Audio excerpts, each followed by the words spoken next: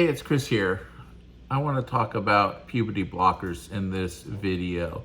Specifically, I want to discuss them from a Christian perspective, also a nurse's perspective. Well, this really has hit close to home for me because I have a female family member who is in need of puberty blockers. And let me tell you the story because I think it's helpful, because right now we have a lot of Christian culture warriors out there on rampages and trying to influence legislators to pass laws banning puberty blockers, saying that they're used for one thing, blocking children transitioning, transgender children, when the reality is that they're used far more often for real medical conditions. And I want to tell the story of this female relative to illustrate how things can go terribly wrong when Christians are just caught up in these culture wars without really even thinking about other possible explanations, not even asking questions. And the people that suffer are often people that have medical conditions that can be treated a certain way, and they can't be treated that way because of mischaracterizations that these family values groups use to stir up fear and stoke fear and raise money for themselves and try to influence things in a certain direction. So anyway, a relative, when she was 7 years old, she began to start showing signs that she was developing faster than she should. When she's 8, she had some tests done. Her bone age was older than her chronological age, and things were happening in her body that caused concern. So a number of tests were done. And as those test results came back, it led to a conclusion by the doctors that we need to do an MRI of her brain, specifically her pituitary gland. And when they did that, they found a cyst there. Thankfully, it's not cancerous. But what was happening was those hormones that come when you hit puberty were getting triggered in her brain way too early for her body.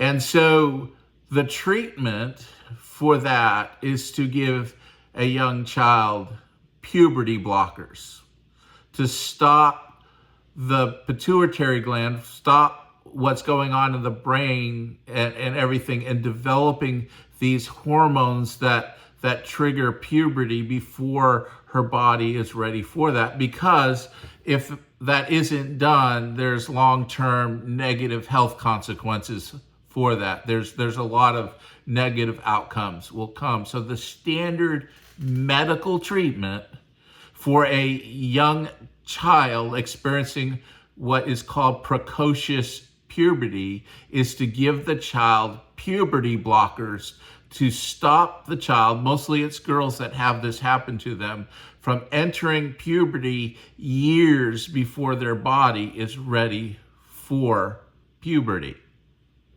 Here's the thing.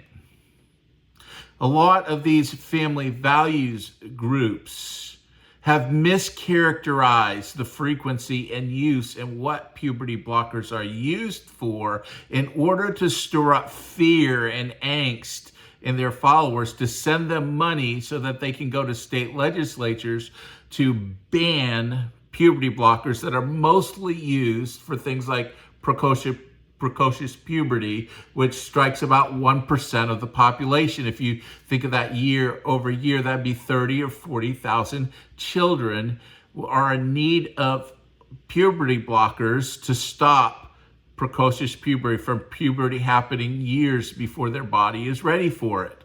Some of those children never get that treatment, sadly, and it has negative consequences for them for their lives. Others get that treatment. However, in a growing number of red states, uh, it is becoming illegal to give a child a puberty blocker, because the characterization is that it's just, oh, this is just done to help a child transition.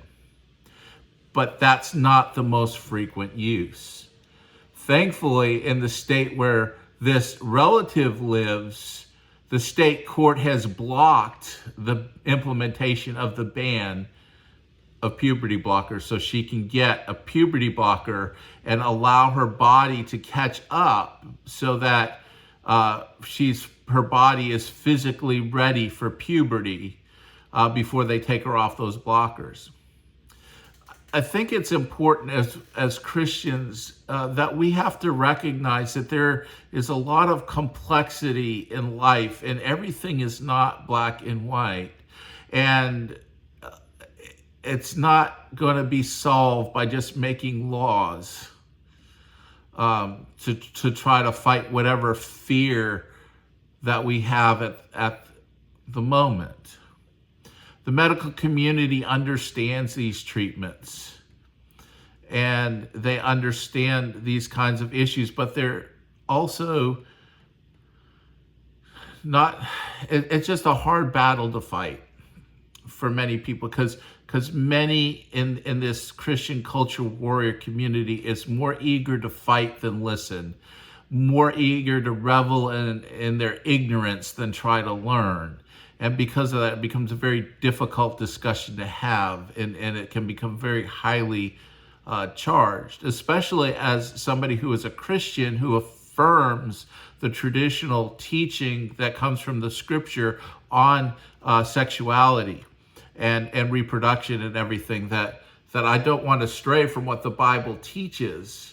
So I'm not on, this one, I guess you'd say, far left progressive pole of things, side of things, but I can't also be on this other side that is just unthinking and almost uncaring in how they try to politicize medical issues. And that's really part of what this video is about, is when we start to politicize medical issues and to begin to generalize and not fully understand these kinds of things. And as a Christian, when we hear about puberty blockers and we hear people say, oh, that's what they do, that's what they're doing, they're trying to transition little kids, they're giving them puberty blockers.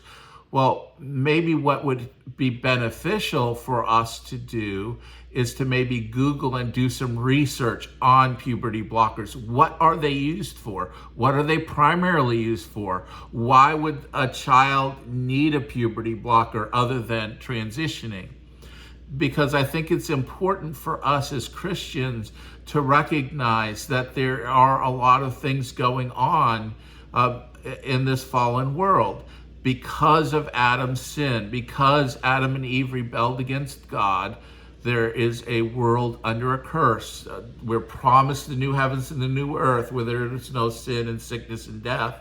But in this world, there is disease. In this world, there are genetic deformities.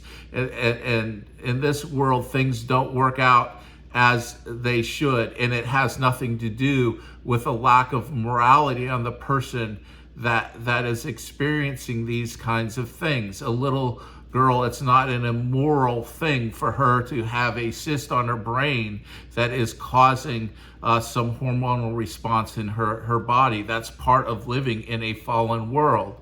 And we have medical technology that can help treat this so her life can be more normal.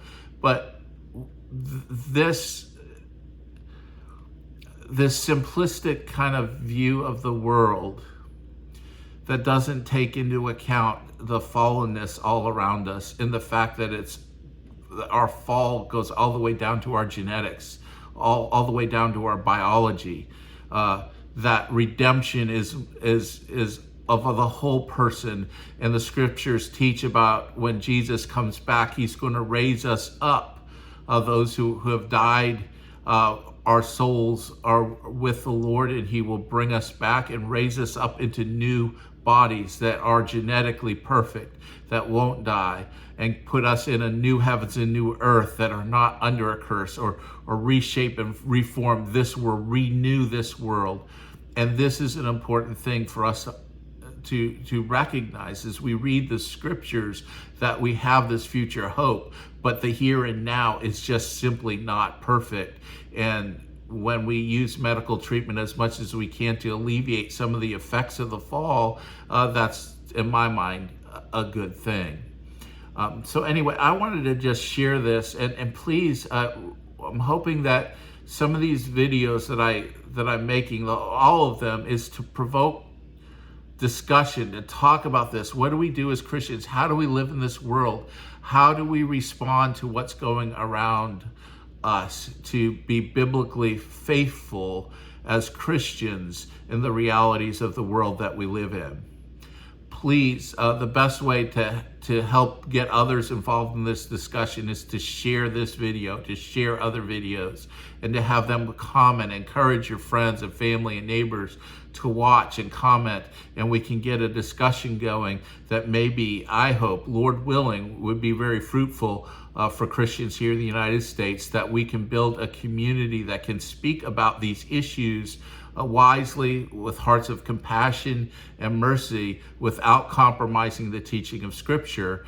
That's my goal, and I hope all of you who are watching this video will participate in that community. Thanks so much for watching. May God bless you.